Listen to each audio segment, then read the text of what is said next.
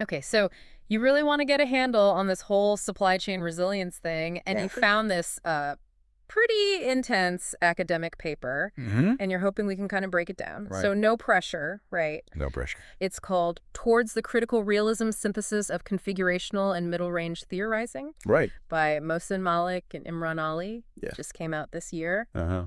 I'm already feeling a little intimidated just by the title. Oh, yeah. Can we start with middle-range theory? Sure. What is that? It's actually not as complicated as it sounds. Okay.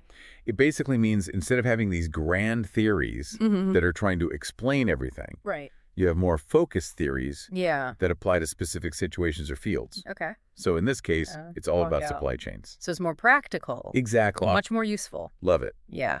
Okay. Targeted knowledge. And then we've got this configurational theorizing thing going on. Yeah. That's where it gets really interesting. Okay. Instead of assuming there's like one magic bullet Okay. that makes the supply chain resilient, Yeah. this approach says, hey, Yeah. it's more like a recipe. Oh, okay. You need the right combination of ingredients Okay. to get the cake you want. I like that analogy. Yeah? So no magic bullet, but a whole recipe for resilience. Exactly. I'm into it. All right. What are some of the key ingredients then? Well, first we got to understand Okay. how they're defining supply chain resilience in the first place. So is it more than just Is the bouncing back from a disruption? Yeah, it's not just about recovering. Okay. It's about adaptability, Okay. being able to roll with the punches, Uh-huh. adjust to new conditions, Makes sense. preparedness, Okay. having plans in place Right. before something happens. Right. So you're not caught off guard. Exactly. Okay. Maintaining control, Okay. not letting a disruption Right. throw you totally off course, and staying connected, Okay. keeping those communication lines open throughout your network. Makes a lot of sense. They actually use the Australian food supply chain as a case study. Oh, interesting. It's got some interesting vulnerabilities Oh, that make it a good example. So it's not just theoretical. Yeah, This is real world stuff. very real. Okay, I like it. Okay. So what are the factors Okay. that actually contribute to this kind of resilience? They look at 4 key factors. Okay. You can think of them as the building blocks Okay. of a resilient supply chain. All right, lay 'em on me. Okay. What are they? So we have co-opetition. Okay, competition. Now that Nah. sounds kind of contradictory. Right. Are we talking about cooperating with our competitors here? You got it. That seems a little... I know it seems counterintuitive, Yeah. but working with your rivals Yeah. can be incredibly beneficial. So things like Yeah. joint ventures or Absolutely. sharing resources. Yeah. Or even just being open to communication. Okay. Yeah. Interesting. Okay, so that's co-opetition. Uh-huh. What's the next one? The next one's a little more familiar. Okay. It's multi-sourcing. Multi-sourcing. Not putting all your eggs in one basket, Right. having multiple suppliers Gotcha. for those critical components. So if one supplier goes down, Exactly. you got backups. You're not completely out of luck. Okay, makes sense. Right. What else we got? Then there's supply chain collaboration. Collaborate. This is all about partnerships. Okay. And not just with your direct suppliers, Uh-huh. but across the entire chain. So like a whole ecosystem. Yeah, think big picture, Okay. sharing information, Yeah. coordinating activities, working together towards shared goals. So we're seeing a real theme of partnership here. Definitely a common thread. Okay. Last one, what is it? Supply chain agility. Agility. This one's all about speed Okay. and responsiveness. Gotcha. Being able to sense changes or disruptions Right. and react quickly, Yeah. being nimble and adaptable. Okay, so we got co-opetition, Uh-huh. we got multi-sourcing, Right. we got collaboration, Mhm. and we've got agility. Yeah, How did the researchers actually decide that's a good question. to focus on those 4? These factors are actually rooted in Ew. 2 well-established business theories, Right. the relational view Oh. and dynamic capabilities. So it's not just Bad. random ideas they pulled out of a hat. Right. They're based on some solid thinking. Yeah, these are concepts that have been studied Right. and tested for years. The relational view basically says Yeah, strong relationships are crucial for success absolutely. in business. It's all about who you know. And then dynamic capabilities. Right. That's about being able to adapt Yeah, being flexible. and change with the times. Exactly. Okay, so these are some well-established Yeah. business ideas. Yeah. But how do they actually play out in real life? Okay, well, this is What did the research find? where it gets really interesting. All right, I'm hooked. Tell me more. So they used a method Okay. called qualitative comparative analysis, Oh, boy. or QCA, Okay. to study 22 companies. And what did they learn? in the Australian food supply chain. Okay. And here's the key finding. Okay. Individual factors weren't enough. So it's not just about having one of these things. It's not about having one. Right. It's about the combination. It's about the right mix. Exactly. It's like baking a cake. Okay. Yeah, we're back to the cake. You can have flour and sugar, Right. but it's not a cake Right. without the right blend of ingredients. Okay, so what were the winning recipes for supply chain resilience? They found 3 different configurations. 3 configurations. That consistently led to high resilience. So 3 different paths. 3 different paths So success. to the same outcome. Okay, give me the first one. All right, the first one, What is it? they called Agile Synergizer. Agile Synergizer. Okay. Sounds pretty dynamic, right? I like it. Yeah. Hey.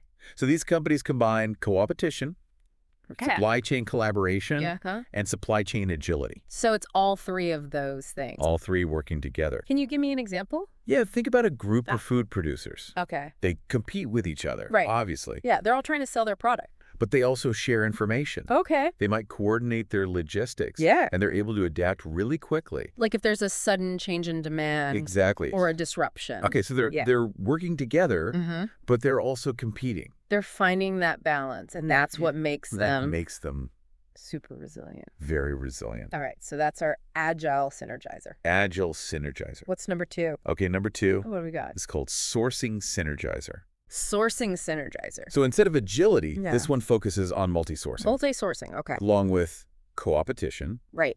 And collaboration. Okay, so imagine, let's see if I can picture this. Yeah. A bunch of fruit suppliers. Okay. They're all working together on things like marketing and distribution. Right. But each supplier... But each one is also getting their fruit. Sorting from multiple farms. From different places. Yeah. So if one farm is a bad crop... They can just ramp up production at another one. Come on. And no one even notices the disruption. That's how you stay resilient. That's the Sourcing Synergizer in action. Okay, so 2 totally different recipes. Yeah, 2 different paths.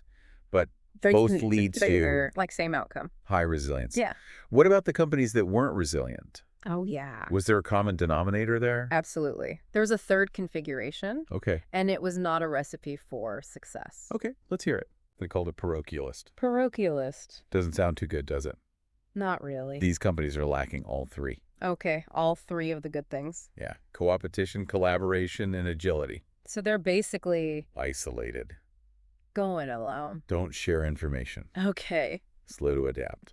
So if our synergizers are like the heroes of the supply chain world, right? The parochialists are... the villains. The villains, yeah. Stuck in their own little worlds. Can you give me like a real-world example? Sure. Of a parochialist? Imagine a small, independent grocery store. Okay. They refuse to work with other stores. Okay. They only order from one supplier. Oh, boy. And they have no online presence. So if anything disrupts their supply chain... yeah, like a storm. Yeah. Or their supplier goes out of business. They're done. They're in big trouble. Well, backup plan. No way to adapt. That's the danger of being a parochialist. That's the parochialist trap. Okay, so it's really clear. It's not just one thing. It's the combination that matters. A whole recipe. Were there any other like big surprises in the research findings? One of the most important findings was that co-opetition and collaboration are necessary for resilience. Okay. But they're not sufficient. Necessary but not sufficient. I think I need a little help. Okay. Unpacking that one. Think about baking that cake again. All right, back to the cake. Flour is necessary. Okay. Eggs are necessary. Yeah. But they won't make a cake without sugar and butter and all the other ingredients. So you need the whole recipe. Exactly. So in the same way, you can be friendly with your competitors. You can be collaborating with your suppliers. Yeah. That's a good start. Okay. But it's not enough. You got to have the other pieces. The other elements. Like the agility. The agility or the multi-sourcing. I want a multi-sourcing. Okay, so it's like a multi-pronged approach. And it's a system. You mentioned earlier that this research used this QCA method. Right. Qualitative comparative analysis. Can we talk a little bit more about that? It seems like... yeah, it's a pretty sophisticated way. A pretty high-level way. Of analyzing data. Of looking at all this. It's especially useful for understanding complex things like supply chain resilience. Because it's not just one or two variables. A bunch of factors. There's a lot going on. Interacting with each other. So how does QCA actually help us? Well, it goes beyond... Let's move our supply chains. Simple correlations. Okay. It helps you identify those causal relationships. So what's actually causing what? What's actually driving the outcome. So you can look at your own situation. Right. And say, okay. And say, do we have strong collaboration? Do we have the right pieces in place? Are we agile enough? Where are weak points? What can we improve? I'm starting to see why you're so into this research. It's fascinating. It's not just about finding answers. getting the answer. It's about asking better questions. It's about the right question. Exactly. You mentioned earlier that the researchers found some interesting asymmetries. Right. Meaning the presence of something Right. doesn't always have the opposite effect. It's not always a mirror image of its absence. Yeah. For example. Okay, give me an example. You can have high resilience. Okay. Even without multi-sourcing. Interesting. Or agility. Okay. As long as you have strong co-opetition and collaboration. So those two are really crucial. Those are the foundational elements. But if you're missing both. You're missing both multi-sourcing and agility. Multi-sourcing and agility. You're almost guaranteed to have low resilience. So you can't just ignore. You can't just pick and choose. Lots of other factors. You got to have a balanced approach. And what about co-opetition? Yeah, co-opetition is interesting. How does that fit in? It's essential for high resilience. Okay. But it doesn't seem to have much impact on those with low resilience. So if you're already struggling. Right. If you're already in a bad spot. Just being friendly with your competitors. Yeah, it's not going to be enough. Isn't going to save the day. You got to address those other factors. Now, this study focused specifically on the Australian food supply chain. Right. How do we know if these findings That's a great question. are applicable to other industries or it's all about context. Other parts of the world? While the specific findings might not be directly transferable, the underlying principles and the analytical framework. So the big ideas? The big ideas are universally applicable. Yeah. It's about understanding. It's about understanding how they play out. How they manifest. In your particular situation. In your specific context. So we've got to take these concepts. Right. And adapt them and apply them. To our own reality. To your own world. We've covered a lot of ground here. We have. Middle range theory. Little range theories. Configurational thinking. Configurational thinking. All the ingredients of resilience. But before we wrap up, I want to make sure our listener has something they can actually use. The best advice I can give. Okay, what is it? Is to start by asking the right questions. Okay. Don't assume there's one magic solution. Right. Step back. Okay. Analyze your current supply chain. Really take a good look at it. What are your strengths? What's working? What are your weaknesses? Where are the vulnerabilities? Where are you exposed? And then use this research as a framework. Right. To kind of figure out. To guide your efforts. Where you need to focus. Be proactive, not reactive. Don't wait for a crisis to hit. Right. The best time to build a resilient supply chain. Before you start thinking about resilience. Before you need it. That's such good advice. It's all about preparation. I think we've given our listener a lot to chew on today. I hope so. A real deep dive into supply chain resilience. We went deep. So we've talked about these different recipes for resilience. Yeah. The agile synergizer. Right. The sourcing synergizer. Mm-hmm. And of course, we can't forget the cautionary tale of the parochialist. The villain of this story. Exactly. But now it's time to turn things around and look at your supply chain. So what about you, the listener? Out of all these ingredients we've been discussing, which ones are you missing? And which combinations are going to work best for you? Because it's not one size fits all, right? No, every situation is different. You got to consider your industry. Absolutely. Your company culture. The specific risks you're facing. Think about your own context. This research gives you a roadmap. A framework. But you got to fill in the details. Ask yourself the tough questions. Don't be afraid to experiment. Try things out. See what works. And be prepared to adjust as you go. Yeah.